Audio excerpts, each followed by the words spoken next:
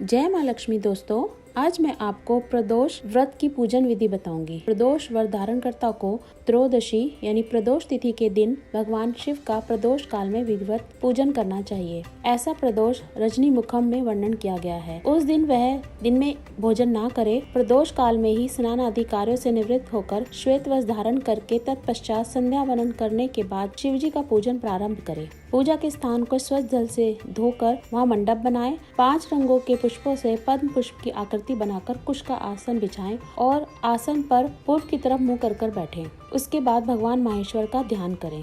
ध्यान करते समय आप ये सोचें कि करोड़ों चंद्रमा के समान कांतिवान, त्रिनेत्रधारी, मस्तक पर चंद्रमा का आभूषण धारण करने वाले, पिंगल वर्ण के जटाजूटधारी, नीलकंठ तथा अनेक रुद्राक्ष मालाओं से सुशोभित, वरद हस्त, त्रिशूलधारी, नागों के कुंडल पहने, व्याघ्र चर्म धारण किए हुए, रतन जड़ित सिंहासन पर विराजमान शिव का ध्यान करना चाहिए। अब मैं बता रही हूँ आपको व्रत के उद्यापन की विधि। प्रातः काल स्नान आदि से निवृत्त होकर रंगीन वस्त्रों से मंडप बनावे, फिर उस मंडप में शिव पार्वती की प्रतिमा स्थापित करे। तदंतर शिव पार्वती के उद्देश्य से खीर से अग्नि में हवन करना चाहिए। हवन करते समय ओम उमा सहित शिवाय नमः मंत्र से 108 बार आहुति देनी चाहिए। इसी प्रकार ओम नमः शिवाय के उच्चारण से शंकर जी के निमित्त आहुति प्रदान करें। हवन के अंत में किसी धार्मिक व्यक्ति को सामर्थ्य के अनुसार दान देना चाहिए। ऐसा करने के बाद ब्राह्मण को भोजन दक्षिणा से संतुष्ट करना चाहिए। व्रत पूर्ण हो ऐसा वाक्य ब्राह्मणों द्वारा कहलवाना चाहिए। ब्राह्मणों की आज्ञा पाकर अपने बंधु बांधवों को साथ लेकर स्मरण करते हुए व्रती को भोजन करना चाहिए। इस प्रकार उद्यापन करने से व्रती पुत्र पौत्रादि से युक्त होता है तथा आरोग्य लाभ पाता है। इसके अतिरिक्त वह अपने शत्रुओं पर विजय प्राप्त करता है एवं संपूर्ण पापों से मुक्त हो जाता है।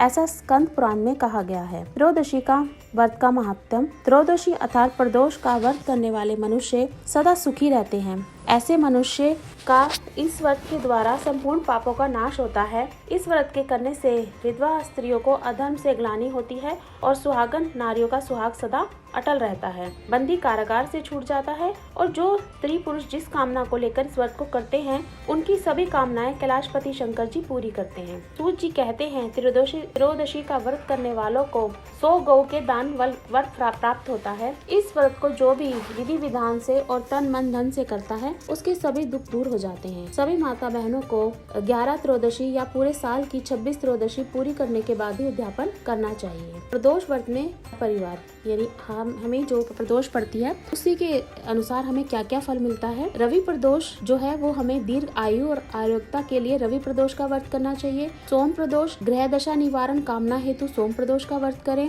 मंगल प्रदोष रोगों से मुक्ति और स्वास्थ्य हेतु मंगल प्रदोष करें। बुध प्रदोष सर्व कामना सिद्धि के लिए बुध प्रदोष का व्रत करें। बृहस्पति प्रदोष शत्रु विनाश के लिए बृहस्पति प्रदोष का व्रत करें। शुक्र प्रदोष सौभाग्य और स्त्री की समृद्धि के लिए शुक्र प्रदोष व्रत करें। शनि प्रदोष खोया हुआ राज्य व पद प्राप्ति कामना हेतु शनि प्रदोष का व्रत करें। जिस दिन भी त्रयोदशी जिस भी वार को पड़ती है उसी का त्रयोदशी प्रदोष का व्रत करना चाहिए। उसी दिन की कथा पढ़नी व सुननी चाहिए और इससे जो है आपको अभिष्ट फल की प्राप्ति होती है। तो आज आपको जो मैंने व्रत की विधि, ध्यान और उद्यापन की विधि बताई है आप सभी लोग समझ गए होंगे। जय माँ लक्ष्मी, नमस्कार।